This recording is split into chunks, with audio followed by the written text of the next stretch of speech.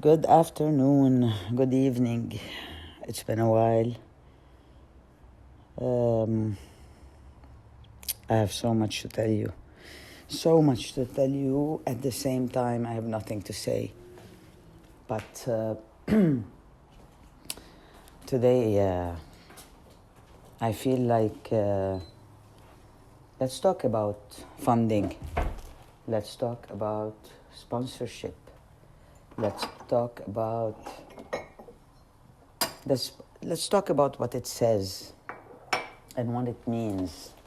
And let's start with the war happening for now in the Middle East, with the potential of expansion, because unfortunately I feel that human leadership, governments who are designed to lie, and they are scam leading entities, what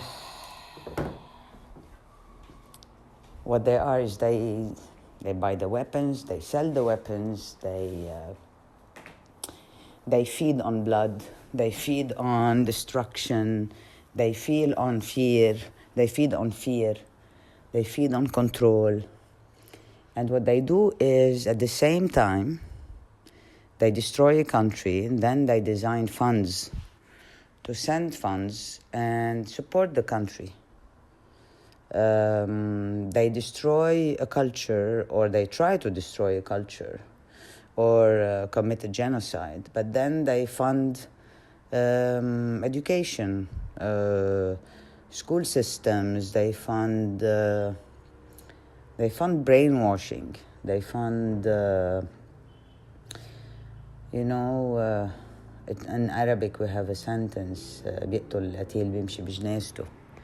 So they kill someone, but then they fund someone else, or they fund the family of the person they killed. Anyway, it's really beautiful how things are being unveiled so bluntly, so clearly. Media is just a megaphone of a system, and they just tell you what the system wants you to know, although thank God for the beautiful truth seekers who are actually searching beyond what is being said and beyond what is being shown. So let's agree that funding, creative, cultural funding, film funding, humanitarian funding, comes in parallel with war, as if they feed on each other, as if suddenly they have a budget to make war, and then they have a budget to alleviate the pressure of war, which makes them look like they are humanitarian and kind, but at the same time it's the same source, the same entity that is doing both.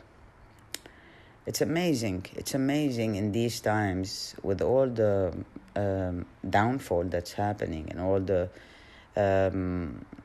painful destruction that you are witnessing, and the painful injustices that you are witnessing. But at the same time, on a larger scale, there is a truth being revealed, a truth that a lot of people don't want to face, they don't want to admit, they don't want to accept. And I'm talking about this not because I'm a political analyst. I am personally, my views are anti-violence no matter what. So, and it's not a sexy statement right now, because everybody wants to take sides. Everybody wants to adopt a belief system and defend it till death do us apart. My belief system is we don't need violence, no matter what, no matter how different we are. On the contrary, diversity is a great richness, and there's enough for everyone in the world. There's enough for all of us to exist, even if we disagree. But no, there are some people who want to control, who want to have a global control over people, over their mindset, over their belief. using religion, using any means to divide and conquer. And sadly, a lot of people still fall into the trap because the bigger truth is painful, that we are living in a system that has been empowered and supported by people consciously or unconsciously for thousands and hundreds of thousands of years.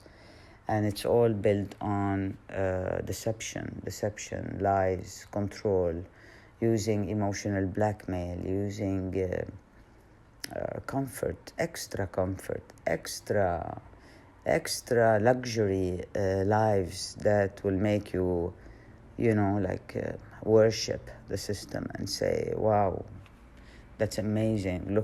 Look at what I have. Look at what I own. Look at what I do. Anyway, I respect everybody's choices, but this is for the free ones. So, again, before I move into the part that is the most interesting part for me, I'm going to tell you one thing. Here in Lebanon, Iran funds Hezbollah, America funds Israel, and everybody funds whoever is their ally. Funding means control, sponsorship means agenda means censorship means manipulation means no freedom. And when we accept a fund from anyone, whether it is the United States or Russia or China or anyone in the world, any kind of funding we accept is a mutual agreement that we owe you something in return. Give me the money, I owe you something in return. So, and the system is so anchored, is so rooted in the system that everybody thinks it's normal. We apply for a fund, we get the fund, we make the film. Well, I'm sorry to tell you, this is all a scam. You accept the fund, you beg for funds, you apply for funds, you spend your time manipulating your content, writing things that you don't even know it's going to be in the film. You're manipulating your stories, you're manipulating your truth, your genuine cinematic language, just to give them references for them to feel comfortable enough to give you the money. You're showing them a lookbook and a storyboard and treatment of 7-8 pages of something you did not yet create, just for them to feel comfortable enough to understand your purpose and what you want to do. So supposedly they want to help you develop your script, fix your script. They have script doctors. What is a script doctor? They give you a pill, and that pill says you need my validation for your script to be good enough. I'm going to say it as it is. Fuck that. Art should not and cannot be sponsored or funded, because therefore, if it is funded and sponsored and supervised by those who won award enough for you to feel honored to work with them, this is only to control you and to be able to control what comes out of you. I'm not being extreme. I'm just observing. I've personally helped some people apply to funds. I'm observing the application forms. I'm observing the way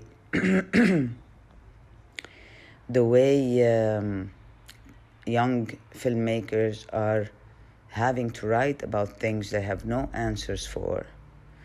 And this control system, which is also emanating from an education system that works the same way, from the school system that works the same way. It's just a continuation of the same masquerade that gives you the illusion that you are honored and respected and celebrated as an artist just because you abided, because you're obedient, because you accepted the rules. And that validation, many people are willing to sell their souls to get it.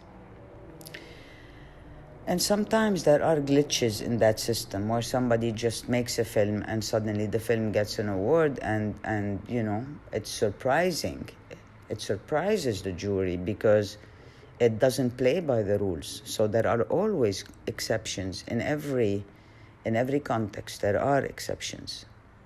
But I want you to be aware. I want you to be aware of where you say yes and what the funds are expecting from you. What are they giving you in return? And be aware of what they call consultancy. Is that consultancy bringing you closer to your truth? Or is it giving you advice on how to manipulate your story in order to sell your film? Because, you know, art is business for them.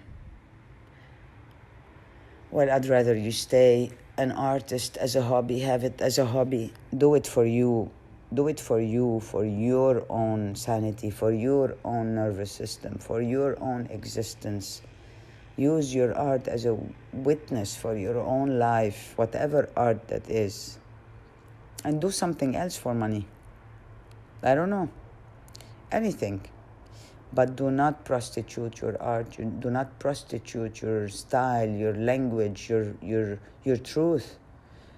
I would rather personally do this as a hobby than to transform it into a business, because it will be stained. It will be a lie. It will be fake. It will be manipulated. So, this is sponsorship. Just think about it. Even your parents give you money so you can go to the university they want. If you study in the field that they hoped for you, and if you don't, if your father wants you to be an engineer and you decide to be a singer, he might as well, kick you out of the house. That's sponsorship. Based on, you give me what I want, you become what I want you to become, and I'll give you money. So, step back, zoom out. Don't fall into the trap of taking sides, because they are all criminals. They are all liars. They are all manipulating people to be in a state of fear all the time, to be in a state of panic, in a state of survivor. Well, the greatest revolution today is to step out of the game, observe, to not take stands, to not take sides, reconnect with yourself, look in the mirror, recenter yourself, remember who you are, remember your light, remember that we come here and we volunteer to come here, to live a human experience, to remember who we are. We take nothing with us. We are worth not what we have. We are worthy just because we breathe. And whatever you do in life has to be done with love. Because when you do it with love, love comes back to you. When you do it, when you mean every frame, every shot, every word, the way you want it to be, not the way that will be rewarded. You do it for you, not for the public. The public expect the artist to make them feel something new. They don't expect the artist to entertain their sleepwalking minds. And of course, each one of us has a very limited amount of genuine admirers, people who would genuinely appreciate your art. They're not going to be millions. The moment they are millions, then it's not art. It's entertainment. And usually, people start appreciating the artist after he dies, because then, then it's easier. It's easier because, unfortunately, with the spirit of competition and comparison, they cannot really appreciate you if they feel that your inner genius, your genius inner child is shining so brightly, and they cannot accept that because most of them have killed this child inside of them. They killed that child because they thought they needed to be smart and to grow up and to, do whatever everybody else is doing. You kill me, I kill you. You hate me, I hate you. You're different, I'm gonna reject you. And violence in words, violence in statement, violence in some people are wishing others to die. This is violence. So, bottom line, my beautiful artist of the world, it's not everybody who's going to choose to wake up. Not everybody are ready to wake up, and it's okay. Not everybody are willing to see the lie they have been living all their lives and the system that has enslaved them, because it's too painful sometimes to face it. So I'm going to talk to those who are ready to accept that truth, are ready to snap out of it and to liberate themselves. And being you is enough. Being you is enough, even if you just have one friend in the world. One person who appreciates you is enough. One dog that appreciates you is enough. So, to be free in a world that is conceived to keep you a slave is a great act of self-love. And that is the revolution we need right now. To hold on to your light, hold on to yourself, trust that there is a greater force, the force that creates nature, the trees, the waters, the benevolent sunlight, the movement of the stars that is continuously making sure we have life here on the planet. You are enough, you are loved, you are beautiful. Please wake up. It's a beautiful gift that has been given to us right now, to witness the collapse of the lie, to be for the lie, for the ugliness, for the darkness to be exposed. And we need darkness, because without darkness there is no light. So let it be. Let them. Those who want to be dark, let them. Those who want to be violent, let them. We can't change all that. We can't change anything. We can just witness it, observe it, express ourselves in the most genuine way possible, not out of anger, just out of love. Because anger blinds us, and anger is a reaction because we have fear. And I've been there. I've been there so many times in my life. And now I look at all this and wonder. I wonder, without any judgment, I wonder, isn't it obvious that there is a law called the law of cause and effect? Aren't we aware enough, with all the information we've been bombarded with, to realize that if you stand up and you decide to walk and hit someone, there will be someone right behind you that will stand up and walk and hit you. What we plant, we will we will reap what we seed in the world. The words we speak, the thoughts we think become the home we live in. This is why we become ill. This is why we become sick. Every time you compromise your truth, your body knows it. And then you start having physical symptoms. And you'd go to the doctor who's going to give you something to numb that symptom. But the truth is, your body knows when you are betraying yourselves.